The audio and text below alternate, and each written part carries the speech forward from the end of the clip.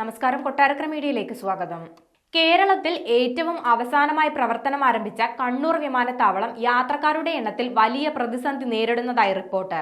2023-24 വർഷത്തെ ഏറ്റവും ഒടുവിലത്തെ കണക്കുകൾ പുറത്തുവരുമ്പോൾ യാത്രക്കാരുടെ എണ്ണത്തിൽ 6.7% കുറവാണ് രേഖപ്പെടുത്തുന്നത്.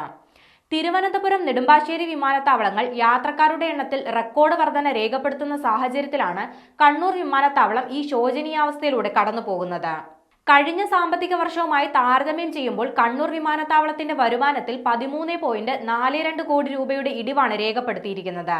2023 കണ്ണൂർ വിമാനത്താവളത്തിൽ 11,77,891 യാത്രക്കാരാണ് യാത്ര ചെയ്തത്.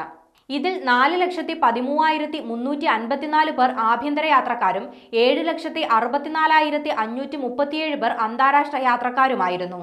2022 കണക്കുമായി താരതമ്യം ചെയ്യുമ്പോൾ 2023 കുറവാണ് രേഖപ്പെടുത്തിയിരിക്കുന്നത്.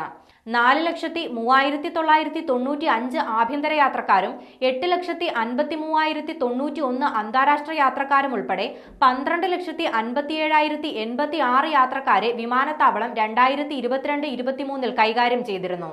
കൂടാതെ അന്താരാഷ്ട്ര വിമാനങ്ങളുടെ പ്രവർത്തനങ്ങളിൽ വിമാനത്താവളം 19% ഇടിവ് രേഖപ്പെടുത്തിയിരുന്നു. എന്നാൽ ആഭ്യന്തര വിമാനങ്ങളുടെ പ്രവർത്തനങ്ങൾ 5,791 നിന്ന് 5,969 ഉയർന്നു. യാത്രക്കാരുടെ എണ്ണത്തിൽ കുറവ് വരാനുള്ള പ്രധാന കാരണങ്ങളിൽ ഒന്നിതാണ്.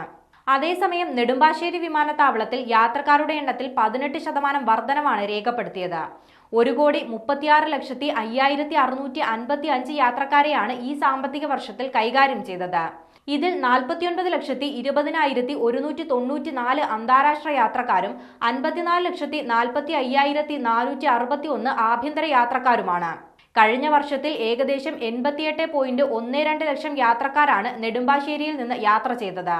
2023-24 29,502 അന്താരാഷ്ട്ര വിമാനങ്ങളും 37,967 ആഭ്യന്തര വിമാനങ്ങളും പ്രവർത്തനം നടത്തി.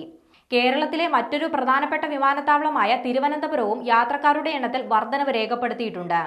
ഈ വർഷം 44,05,318 യാത്രക്കാരെയാണ് കൈകാര്യം ചെയ്തത്. കഴിഞ്ഞ വർഷം ഇത് 34,78,067 ആയിരുന്നു.